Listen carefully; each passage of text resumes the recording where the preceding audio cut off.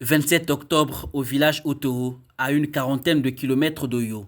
La présidente exécutive du Forum Horizon Initiative et Créativité est chaleureusement accueillie par les gestionnaires de FAPI, ferme agro-pastorale d'Ivongi, une entreprise multifilière créée en 2013 par Megzon Raoul Ominga, directeur général de la SNPC, qui emploie aujourd'hui 221 salariés.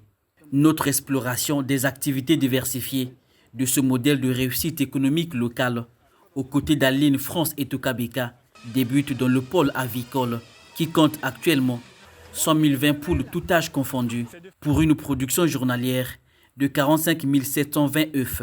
Les infrastructures de production, ça constitue par 2 poussinières au sol, de capacité 8000 poussins par bâtiment, et une poussinière dynamique de capacité 37 200 poussins, avec 5 bâtiments pondeuses, œufs sont répartis, 3 bâtiments ouverts de capacité 10 500 par bâtiment et 2 bâtiments dynamiques de capacité 37 200 par bâtiment. On a installé une unité de production aliments volailles de production 2 tonnes par heure, spécialisée dans la transformation des matières premières, comme le maïs, le tourteau de soja, les vitamines, le sang du blé, le calcaire et l'huile de palme, en aliments complets pour nos poules. Des résultats à la hauteur des ambitions fixées par Megzon Raoul Ominga, qui développe également, dans cette ferme, une activité piscicole en pleine expansion. Une écloserie d'une capacité de production annuelle de 3 600 000 alevins et 185 étangs abritant plusieurs espèces de poissons bien nourris, gage d'une production maîtrisée sur l'ensemble des sites. Une étendue de 950 mètres de long, 615 mètres de large, dans une superficie de 584 250 mètres carrés. Et dans cette superficie, nous avons implanté 150 étangs. Nous avons ici les tilapia, la marque Neoltica, nous avons les pongas suisses, nous avons les clarias et les carpes rouges. Ici, ils vont coûter sur de 1 gramme. Après 1 gramme, on les envoie dans les bacs de prégrossement. Ils vont rester là peut-être 2 mois pour avoir un poids moyen de 50 à 100 grammes. De là, on va les envoyer aux étangs. Si on les envoie plus petits, il y aura des prédateurs là-bas qui vont les bouffer. Donc, on les prégrossit d'abord et puis on les envoie aux étangs là-bas. Au site Otiri, nous découvrons une unité apicole qui associe transformation moderne et impact social, tout en préservant la santé des abeilles de forêt, piégées grâce à des milliers de ruches écologiques réparties dans 5 villages. La miellerie, la ruche des Tannes, affiche une capacité de conditionnement de 1500 flacons par heure pour 8 heures d'activité par jour, grâce à une technologie de pointe. Dans tous ces villages, des jeunes sont employés pour pouvoir gérer le suivi de ces ruches-là.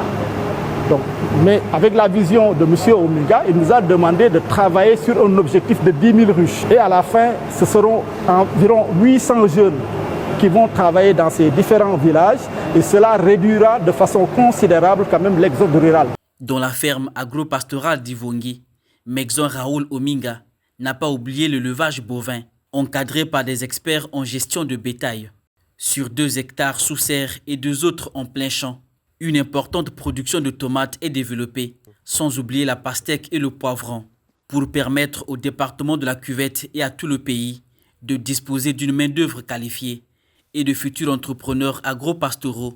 Le promoteur de la FAPI a créé en collaboration avec le gouvernement le Centre d'éducation, de formation et d'apprentissage des métiers ruraux et Temabeka de Liboka depuis 3 ans déjà. J'ai été impressionnée en tout cas d'une manière incroyable de découvrir ce que j'ai vu et de savoir que tout ceci se passe dans mon pays, le Congo. Je suis émotionnée de voir tout cela. Dans le cadre de notre forum Horizon Initiative et Créativité où nous sommes là pour mettre en avant, mettre en lumière toutes les opportunités d'emploi, toutes les initiatives entrepreneuriales qui se font au niveau de la région, qui ne sont pas forcément connus par l'ensemble de la population. Et le but, c'est d'emmener ceux-là qui ont besoin de ce genre d'initiatives et de projets, de s'y intégrer. Ces apprenants formés en production animale et végétale, ainsi qu'en services administratifs et informatiques, travaillent déjà en coopérative agricole, grâce aux techniques acquises au sein de cette école.